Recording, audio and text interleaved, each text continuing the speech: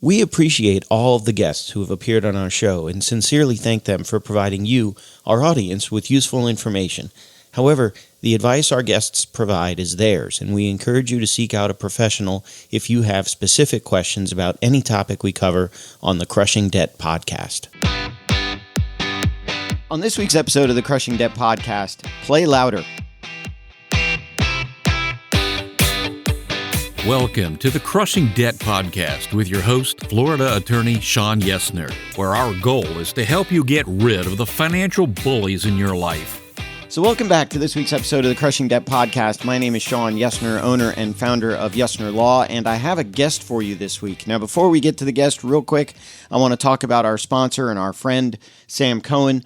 Those of you that are longtime listeners know Sam owns Attorneys First Insurance, and what they do is they provide malpractice coverage, errors and omissions coverage, professional liability coverage, all the same thing, to attorneys and title companies. Now, they focus all over the country, although I know Sam likes to work with attorneys here in Florida and then as well in Texas. So I would love it if you would support the Crushing Debt Podcast by supporting Sam, and the best way to support Sam is to introduce him to an attorney or title company you know that's either starting their business, their practice, or somebody that needs to just double check that they've got the best malpractice rates out there. Sam will do an apples to apples comparison. He won't hard sell anybody, and if he can make it better for them, he absolutely will. Otherwise, it's not a hard sell to get the information. So you can reach him at sam@attorneysfirst.com, or his website is also attorneysfirst.com. So I am excited about this week's guest and the topic, Play Louder, and we'll get to all of that. But one of the things that drew me to him is when I was first introduced to today's guest, he had amassed $70,000 of debt by the time he was 25 years old, and then had eliminated it and bought his first house by the time he was 30, and is now pretty much retired. I mean, still is working, and we'll get into all of that. But he is a fractional CFO, a consultant, and the owner of the Play Louder blog, which you can find at www.playlouder.com. And so I want to welcome my guest this week, Joe DiSanto. Welcome, Joe. Hey, Sean. How's it going, man? Thanks for having me on. Yeah. Thank you for being here. So interesting is that, you know, especially when COVID hit, I do interviews by Zoom rather than doing them in person. And a lot of the people that I interview, some are in Florida, some are outside of Florida, some are in Tampa Bay, some are outside of Tampa Bay. But you actually live, I'm in Tampa. You live in Clearwater pretty much, right there. In Eden. Yeah. I lovingly call it a coastal suburb of Tampa. There you go. And it's an awesome little town. For those of you that don't know or you want to come down and visit, it is a great place. My wife and I love all the little restaurants and the downtown areas and the bars, and it's just a fun. The Pinellas Trail, which is a trail that runs from the length of Pinellas County, literally from St. Pete all the way up to like Palm Harbor and those northern Pinellas areas. Yeah. And you can run the trail, you can bike the trail. I think the trail's like 30 miles, one way. So if you went in top and back, it's almost 60 miles long. It's like from Tarpon Springs all the way down to Clearwater. It's crazy. Yeah, and I've got friends that are ultra runners, so they do more than marathons, and they have the Pinellas Trail run, which is you run the entire length of the Pinellas. It's like a marathon. It's basically crazy. I can barely do a 5K, and these guys are running. Good for those people. Yeah, I'm still not wrapping my head around that kind of exercise. I got to figure it out, though. I swear. But if you're listening and you want to find a little nice tucked away place to come visit, it's close to the beaches here in Tampa Bay. A gorgeous little town. I love Dunedin. So, welcome to Florida. Welcome to Tampa Bay. How long you been here? 3 years. Yeah, man. We were talking earlier. I spent most of my career, my adult life in Los Angeles. I'm from Rhode Island originally. Went to school, college, Massachusetts, then moved to New York for a couple of years, got started my career, and then went to LA, and I was there for about 20 years. And my wife and I had a kid, and we had a business. We worked a lot. I mean, it was great. We loved it. It wasn't a bad thing. But once we had a kid, we were like, wow, man, these kids are like, they take so much time up, It's just like, I'm like a total baby when it comes to kids. Like they blow. I'm just like, I don't get it. It's so hard. How do people have more than one child? I don't know what it is. But we were like, we work so much, but now like we're supposed to hang out with this kid. Like, I don't know. Maybe we should just like reinvent our whole life, I guess. And somehow we decided to do that. And we originally decided to go to Austin, Texas, partly because we owned some real estate there, and this one house needed a renovation. And we're like, well, we'll go renovate that. We'll move in there, and we'll kind of see how this whole life change goes. And we got there, and we just really didn't like living there. Like, I had been there like for film festivals and things, and always had fun.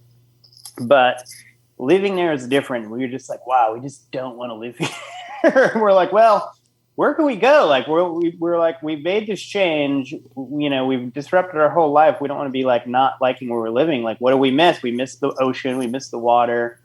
And literally we just went online and started looking up reasonably priced seaside towns with a main street in Google.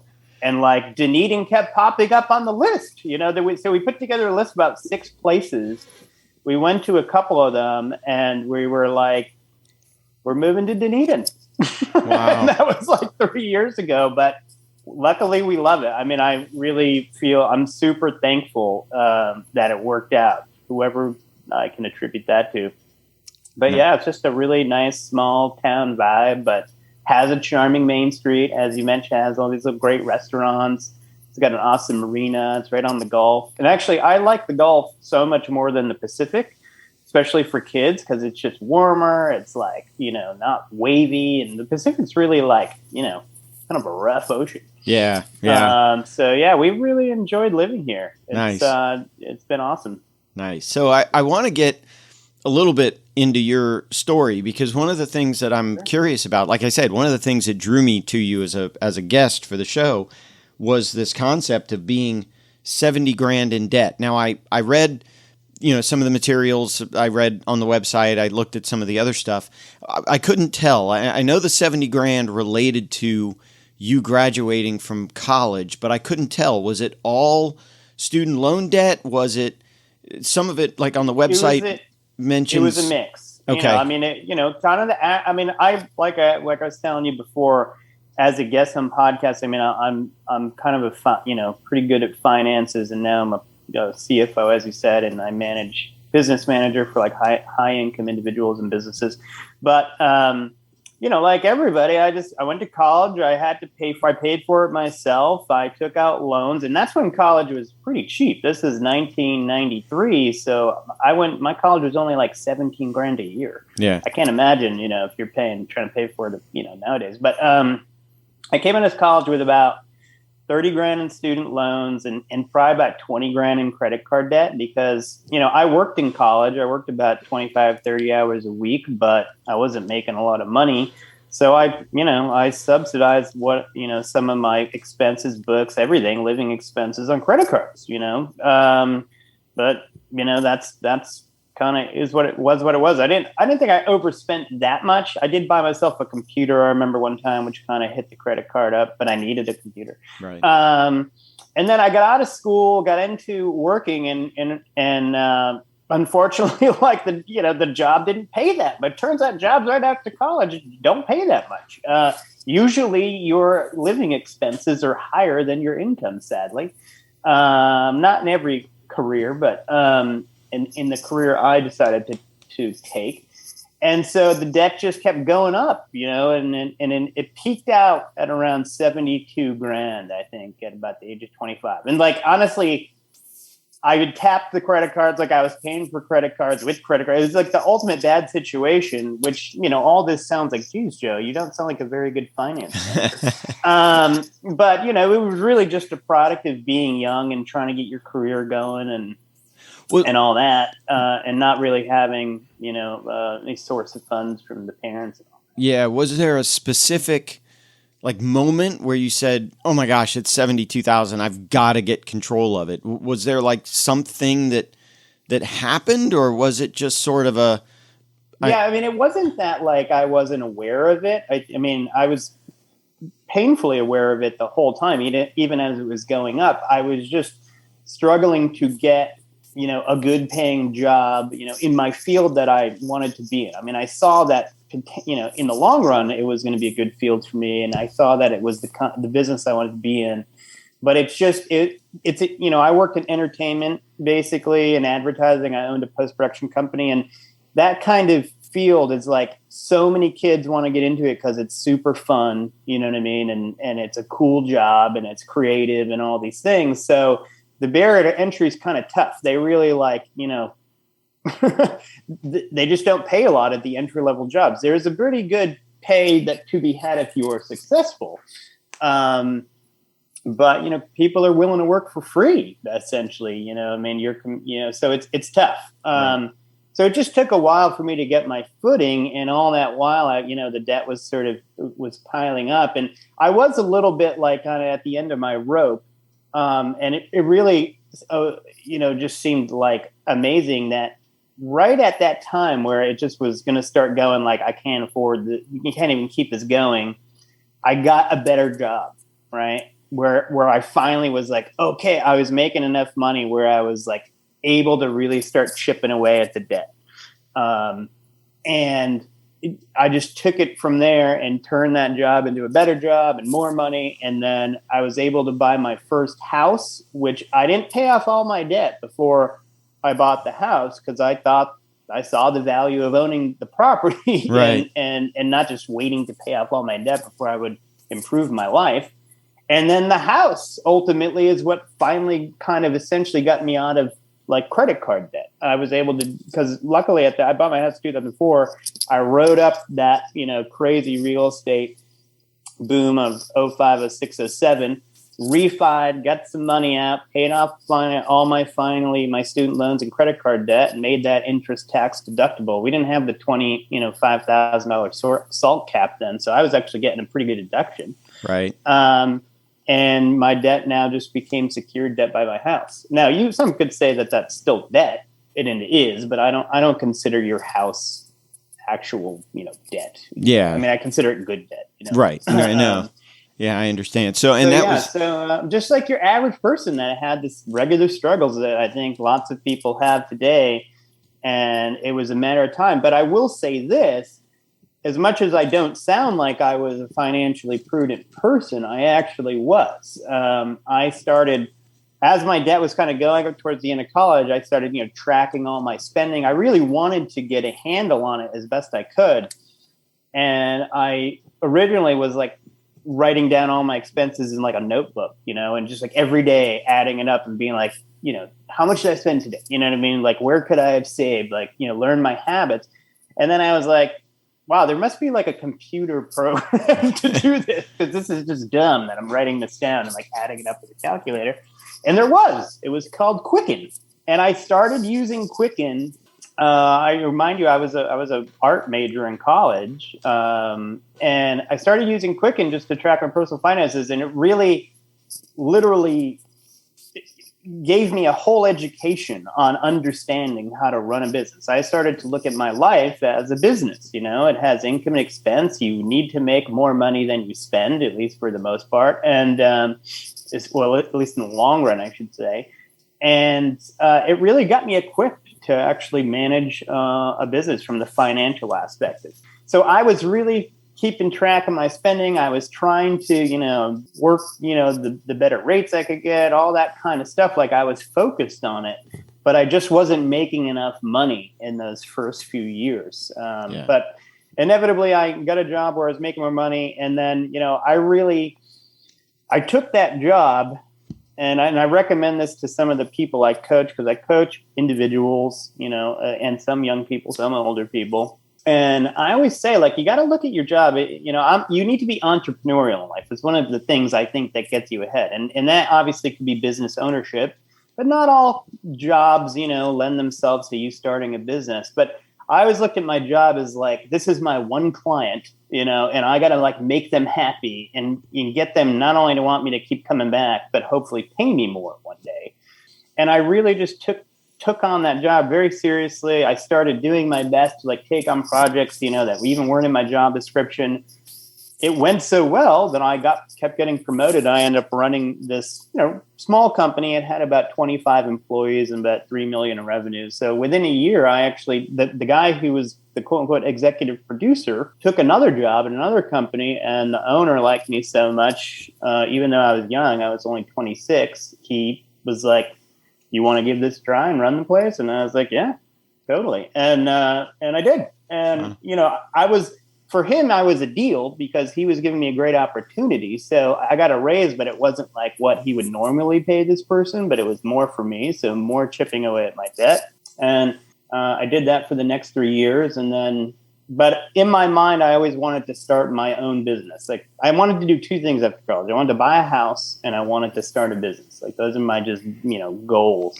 Right. And I got the house thing done finally at 28. But in LA, my house cost me $460,000. That was a lot, for a first house. And I want to back up. I want to back up a little bit because I'm curious. You mentioned one of the things you did was in order to help get out of debt was you refied the house to pay off the cards. And I agree with you. I mean, you need a place to live, and regardless of whether house values go up, go down, go left, go right, if you're living in the house, especially here in Florida, it's homestead, it's exempt, no one can touch it. Now, I don't, sometimes I'll tell clients you don't want to over leverage the house to pay off unsecured debt, because then if something happens and you can't pay the mortgage, now we're facing foreclosures and bankruptcies and all that kind of stuff. But to use the house to pay off the debt, especially back then when you could get the tax deductions and some of that other stuff. But then I guess my question is, did you ever leverage the house to the point that, what happened when the market crashed? Had you already gotten rid of the house? Mike, did you ride that wave? I lived in the house for 10 years. I ended up renting it. We moved and I rented it for 2 and then sold it and upgraded. But I liked the house. We liked living there. So it went underwater for a while, but that's the beauty of real estate. Like you can't get margin called on real estate. Right. As long as you can make the payment, no one's going to kick you out just because the value of the real estate went down. It's one of the reasons it's superior to stocks, I think. So yeah, we just lived in it. We enjoyed it, and worked on it, fixed it up a little bit. At that point, I think by the time I refied and cleared out the debt, I had probably chipped away at about 30 grand. So I think I kind of wrapped up about 40,000 from the refi. So it wasn't crazy. I was also making more money at that point, so I was comfortable that I wasn't going to have a hard time with payment. But I'm thinking I'm going to make the payment either way, so I'd rather it's going to be a cheaper payment because it's amortized over a longer period of time in my house, and also it's tax deductible interest. So, Right. To me, it was a no-brainer. Now, I ended up also using some of the money I refied out of that house to start the business, So like me, when I talk about this on my website, because there is some random debate about like the value of owning your house. I don't even understand why it's a debate. I guess in some extreme cases like New York, if you happen to be in a rent controlled apartment and going to buy the same thing costs you, $2 million, then, maybe it's not worth buying. But by and large, owning a house is just done so many great things for me. And I so much saw the value of real estate that after we started the business, we needed, after the first 3 years, we needed a bigger space. And I was like, man, buying the house that I was living in, like I consider myself a renter, but I just happen to also own the real estate, that I am a renter of. So that's kind of how I look at it. And I think when you buy a house, you actually should sort of look at the finances of it from that perspective. I was like, wait, we're going to go rent a giant building and renovate it and we're not going to own it? Like, why wouldn't we just own our building, that we're going to be renting? So we did. We bought a building, and that ended up doing great for us. We sold that, made a bunch of money, bought a bigger building. And all along the way, I was like, I'm going to keep buying real estate. So I kept, but it's hard in LA, in California, it's so expensive. The numbers there aren't always on your side. And the rental laws are very pro-tenant. So that can be an issue too. So I started looking elsewhere and ended up buying real estate in Austin, Texas. Ties into the original story. Bought a couple rentals there. That was the start of my sort of single family rentals. And then bought 3 in Kansas City, 3 in Memphis. When I came here, I actually started selling the stuff in the Midwest. And I have had 2 rentals here in addition to my home here in Dunedin. But recently sold one of the rentals. I just like the market's so good right now. And this particular house was in a flood zone, so I didn't really love that. The insurance was kind of expensive in that case as a rental. It wasn't as expensive if you live in it, but Right.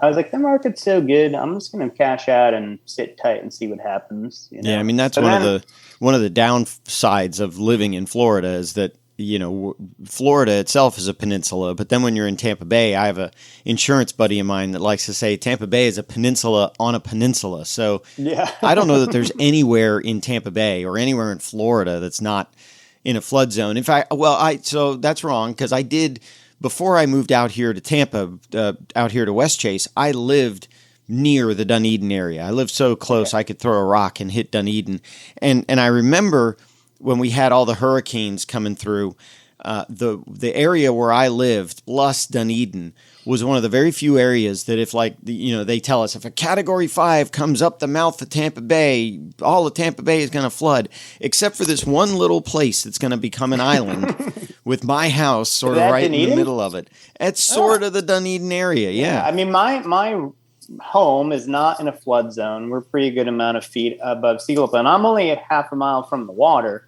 But I think I'm still 30 feet above sea level. So at least from an insurance perspective, it's not in a flood zone. And my remaining rental here is also not in a flood zone. So I still have flood insurance, right? Because why not? But it's only like $600, $700 a year. Whereas for this other house, which was a 900 square foot, 2-bedroom, 1-bath rental, it went up in this past year to $3,200 just for the flood insurance. Wow. And the regular insurance was $1,200. So I was paying $4,400 a year in insurance for this little house. And I'm like, that's crazy. But so I'm like, I sold it now. Now it's owner occupied. So they probably pay way less. But Well, so one of the other questions that brought up is you've owned properties all over and not necessarily where you live. I mean, it sounds like you own some investments where you live, but you own investments outside of whatever state, whether it was Texas or California or Florida. How difficult is it to own stuff outside of, too far of a driving distance from where you live? I would say it's not difficult if you get the good situation going. I was essentially doing what's commonly referred to as turnkey rentals. I mean, when I did my first ones in Austin, turnkey wasn't really a thing. So I, found a realtor that dealt with investors, and then he referred me to a property manager that he liked, and I kind of put it all together, and I had a property manager. The thing about it is you gotta basically be able to buy houses where the numbers work while having a property manager involved. So that's one thing. That wasn't as hard to do back in 2013, 14, 15, even 16. It's harder to do now just because the real estate market everywhere is so inflated. It's like basically the cash flow is getting compressed, and a lot of times people are buying negative cash flow just for appreciation. So I don't want to do that. Right. So that is one hindrance, at least trying to do it now. The other thing is you are relying a lot on these property managers to do a good job. And like at the end of the day, it's not their money, it's not their house. My experience with property managers has been very hit or miss. I've had to fire some, rehire others. The one that I worked with in Tampa not in Tampa, in Memphis was the best. They were like the most I felt like took pride and wanted to do a good job and saw the property as an investment, and that the investment needed to perform in order for them to continue to have investors, want to work with them. But I also had some property managers just, S the bed, you know what I mean? And right. not get my place rented back out for 4 months. So that made the cash flow of the turnkeys a little bit roller coastery, but I did really well on the appreciation front. So, but when I got down to Florida and I was like, oh, I can manage them myself, I started selling the stuff in Memphis and Kansas City and bought stuff here. But the stuff here is twice the price. So, for 4 houses in those places, I got 2 here, and I managed it myself, and naturally they did much better. Yeah. But I didn't really have an option. I wanted to do more real estate. I like real estate. I'm not a great stock guy, to be honest with you. So I just was I saw that as the way to do it, and it luckily worked out. But it's better, in my opinion, if you can do it in your own backyard and be the manager. You should be. I mean, real estate's a business. It really is. It's right. income, expense. It's a simple business, which is why I like it. It's got a lot of great benefits, but it requires work. It's like you got to deal with people. And it's not that bad, but you get phone calls. You got to go fix stuff, or you got to hire people to fix stuff, whatever. So, I don't think real estate's like the passive thing that the internet sort of makes it out to be all the time. But it's pretty passive. But so now though, I was like, oh, well, I'm going to sell this place, but what should I do? So I decided to do some syndications with commercial real estate. So, cause I was like, I just don't even want to deal with it anymore. So I found a syndicator that I really liked their sort of thesis and the kinds of projects they were buying. They were very yield focused.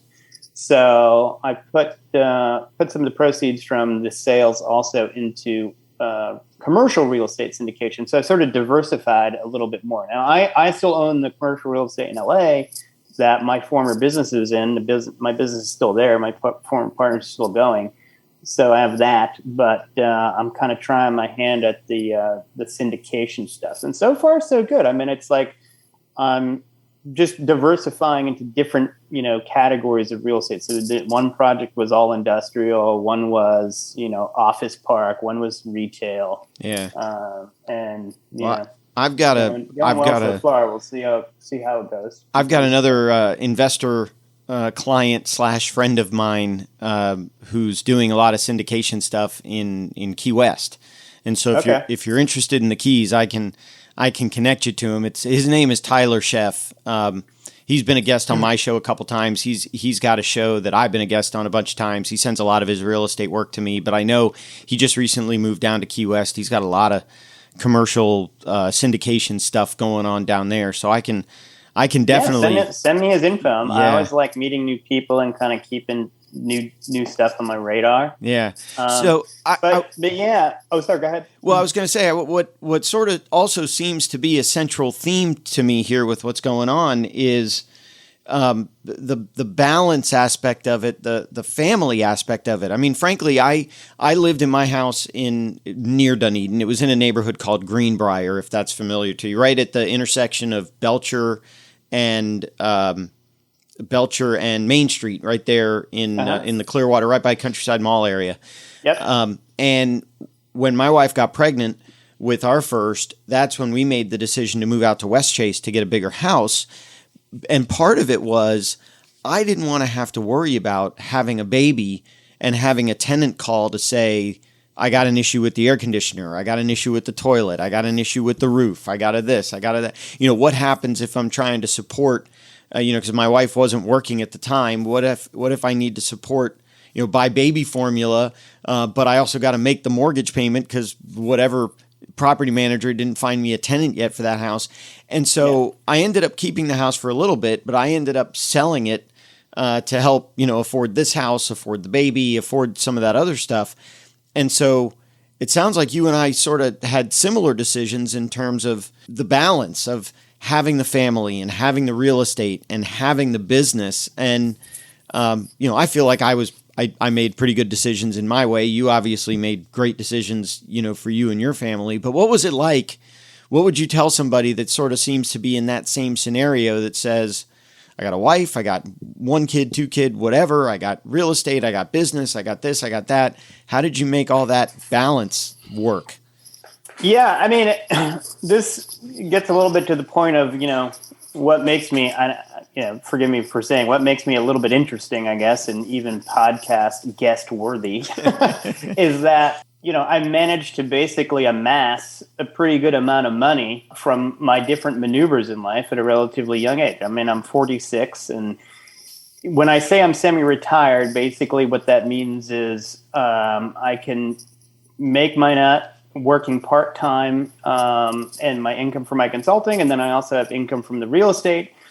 So I can work part-time and be fine, and I'm also not concerned particularly with saving money anymore. I feel like I have enough of a nest egg that if that just kind of keeps growing, I don't need to stress about saving more. Now, would I like to save more? Sure. It so happened that last year I got a bunch of extra clients and I ended up saving money, and I'm very prudent still, but people started asking me like, how did you get so far so fast? That kind of stuff. And the fact that I have is why people are interested in paying me to be their business manager. I liken it. I say that there's kind of three pillars to it, or at least what it had been for me is you have to be entrepreneurial or, business minded at least. And we talked a little bit about that with the job, but if you can have a business, I think that's more important.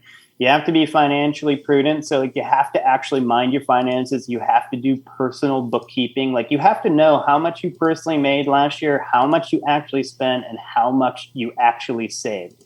Not how much you happen to put in some random savings account because you automatically put $500 a month in there. You need to know, when all's said and done on the balance sheet, did I actually increase my net worth last year, or did it go down because I saved 10 grand here, but then I put $15,000 on a credit card and I really lost $5,000, but I gave myself a false sense of security. The reason I say it that way too is because now that I help random people manage their finances, I realize that's what they're doing. People come up with all these weird systems to give themselves this ultimately give themselves a false sense of security that they're saving more than they are. But they don't actually keep track of their finances, so they really don't know much about their finances. So financial prudency is basically running the business of you. You got to run your personal finances like a business. I mean, that's what I think. That's what I did, and it worked well for me. After that, now that you've saved this money, you've done the business thing, you're making more, you're saving more, you're like, I got to invest this money, and it has to make a lot of money for me. Your money just can't make, 2 or 3 or 5 or even 7%. If you're going to get to the promised land earlier, you got to take it seriously. You have to know that your investments are producing a serious return. The only way to do that is to actually learn about investing and, get into it, and take it seriously. You can't, in stocks, to me, that's the easier way to do it. And obviously that's one of the major ways. And not everyone has the time to do this, I realize. But I went the real estate route. I just saw so much value there. And I thought it was more value for less risk, in my opinion. And I just like real estate. You go buy a stock, you're like, I don't know what's going on at that company. Who knows what Elon Musk is going to say next, and I'm sure it'll go up. It could go down, but I know real estate. I know it's you got a plumbing system, an AC system. You got, the electrical panel. It has income. It has expense. It has great appreciation historically. You can borrow off it tax-free. You get tax breaks on it. I mean, it's they couldn't make real estate any sweeter of a deal. So I just kind of really put my money towards that. And I was first, it was my first house. Then it was buying the business from a building. I put a lot of money into that. That worked out great. Then it was, buying more properties, doing the turnkey thing. And collectively, I do the math on how these properties perform. A lot of people, but they think real estate's cool and it's exciting, and they're like, all half the millionaires in the world do it because of real estate, right?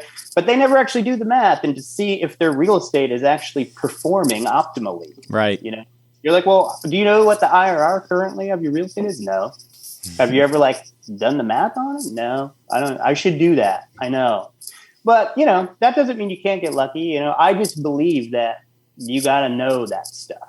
And if one's not doing well, you want to make adjustments. And, so I think I've done the math, and it's hard to do it in that you enter real estate, the different projects at different times. You're in them for different periods of time. You know what I mean? You got more percentage down payment in this versus that. So it's hard to get a true just average. But I'm pretty good at figuring those things out. So, I've kind of figured out that I've got an average weighted, time weighted and percentage of investment versus total investment, size, weighted average about 40% compound annual growth since, I bought my first house. And that probably is, responsible for half of my net worth, Wow. Well, a lot of times people get in touch with me and they're like, oh, man, I want to learn whatever. And I tell them what they have to do. And they're like, I never hear from them again. Right. They're just like, it sounds like a lot of work. Well, and it's not a little bit of work. But, and I wanted to sort of turn my attention here also to the website, which I mentioned before, which is playlouder.com. And I love the title of the website, and it seems to fit into the FIRE movement, the financial independence, retire early, and work smarter, plan better, play louder. Exactly. And going on the website, so you've got a pretty robust blog on the website. You've got all the different services that you provide in terms of the coaching and the courses and the CFO work and all that stuff. And then looking at the courses real quick, all the stuff we've been talking about today. So you've got a free course on personal budgeting. You've got a free course on analyzing your real estate. You've got a free course on incorporating your business. But then if they want if someone wants a little bit more individualized coaching, you've got your financial independence roadmap, understanding the investing profits, and then managing your business, which are all sort of paid courses. So again, if somebody wants to check any of that out, it's playlouder.com is the website. And so not only, I was talking to a potential client yesterday who said, I learned how to do X, whatever their business was, which I probably can't say for attorney-client privilege anyway. And now I want to go out and sell a course on how to do it. And my comment was, well, that's great, but do it first. Do it first, learn how to do it, then create the course. Because if you just try to go out and hey, here's my course and give me money to learn what I just learned, you can't go take a course and then teach a course on the course. I don't think. I guess you could. I guess you could, but you'd get a lot of complaints. My bag. I'm teaching everything that I literally did, and I spent a lot of time. I probably don't have enough recreational hobbies, I guess you might say. Well, you got the finance. You got the wife and kid. Yeah, now I have more time for that, but I didn't have a kid till I was 40, and I believe in that methodology. Kids take a lot of time, and if you derail your focus, in your really critical prime working years, your get start years of 20s and 30s, from a statistical and mathematical point of view, you'd be better off waiting, to be honest. So I say that to people and they look at me like I'm insane, but I believe wacky things, I guess. But I read about taxes, I read about business, I apply all that, and I've applied all that, and knock on wood, I'm in the beneficiary with some lucky breaks too, don't get me wrong, but I always say, luck is basically preparation meeting opportunity, Wow. So now that it's worked out and I've kind of took some of my chips off the table, I am like, hey, well, if you want to learn some of this stuff, you can. And, when I owned my larger business, I had assistants, throughout the years that a lot of them got promoted and I would mentor them. So I kind of got into the mentoring thing a little bit with my assistants. And a lot of them would always say to me, you should teach a class, at the community college on personal finance and how to use Quicken. And I was like, yeah, that would be fun. Well, now you do that online. So I made these courses, they're simple, they're not too expensive, but, I will say this about myself, and my wife kind of gives me a little bit of a critique in this sense, but I'm not the kind of guy who's going to try to make it so easy for you that you'd be willing to do it. That's not success. You're not successful. If you need it to be so spoon-fed, so easy just to get you interested, I'm not your coach, it takes work. You got to be serious if you want to be super successful. We got to work. We got to work pretty hard at it, and not everybody wants to do that, and that's okay. Those people might. Who knows? Maybe they're even happier than you. But if you really want to know, if you're really ready to work, and you just want to skip the line and get some tips that are proven, that's where I can kind of come in. So I do more consulting as the CFO because these are businesses that they're functioning and they want to be optimal.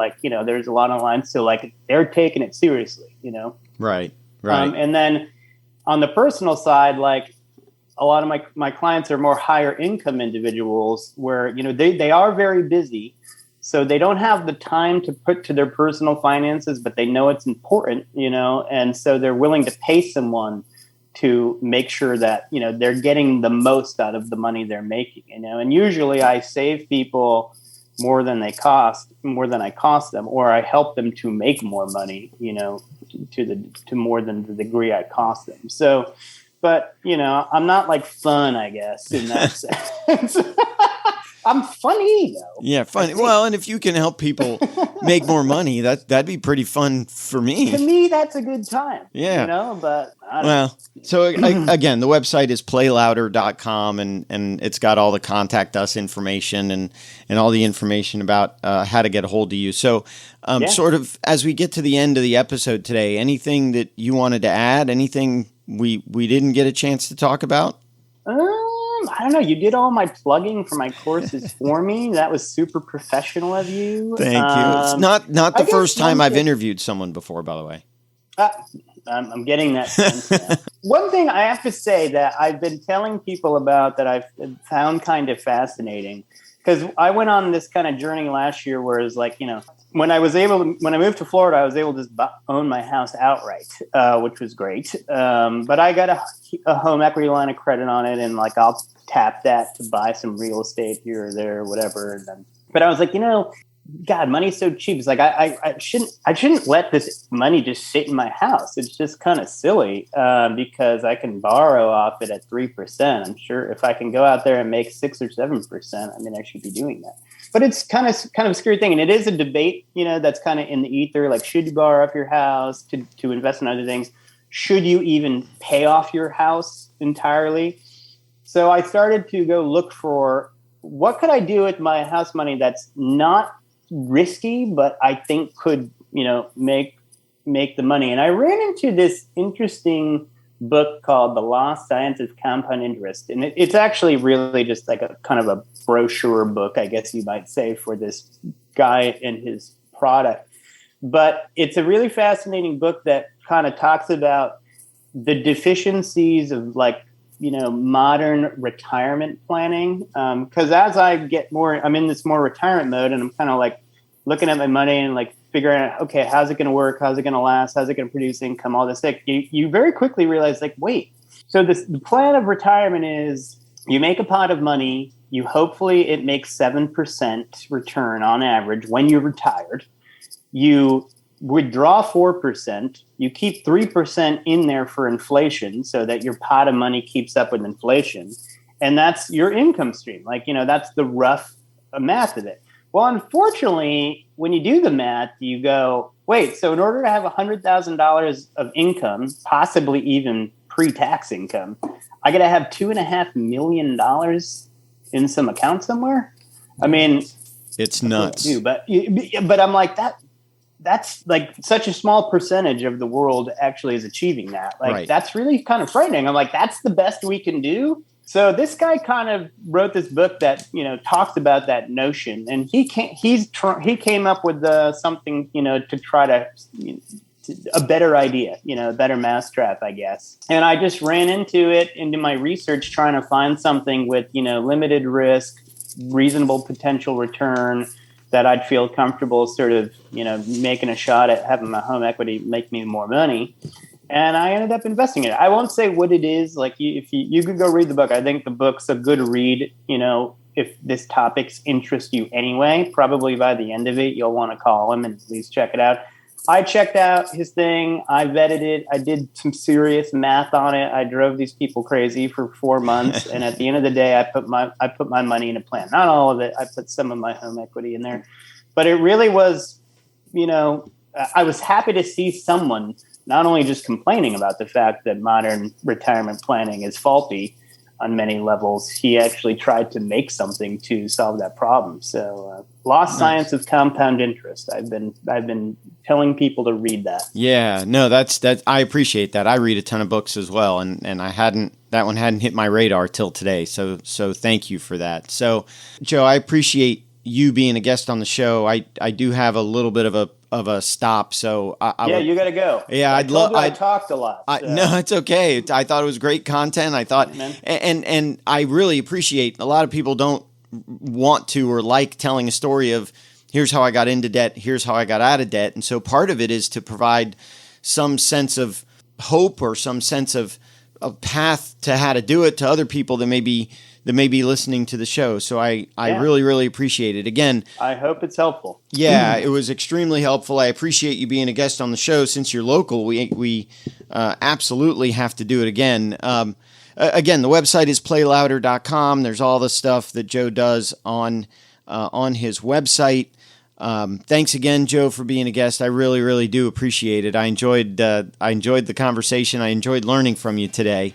Totally. Thanks so much. Sounds good to be here. Yeah, so I'll end this show the way I end all the others, especially given Joe's example, is that I hope that at the end of the month you have more money rather than at the end of the money you have more month. That'll do. So you gave me your slogan. There's one of mine. So that'll do it for this week's episode, and we look forward to talking to you in next week's episode of the Crushing Debt Podcast. If you have questions that you think would make a great topic for a future episode, please email Sean or connect with us on social media. Sean Yesner and Yesner Law, PL, are Florida licensed attorneys. The information contained in this week's episode is not a substitute for legal advice. Your situation may differ, especially if you are located somewhere other than the state of Florida. If you have questions, please contact our office or contact a local attorney. Thank you for listening to this week's episode of the Crushing Debt Podcast.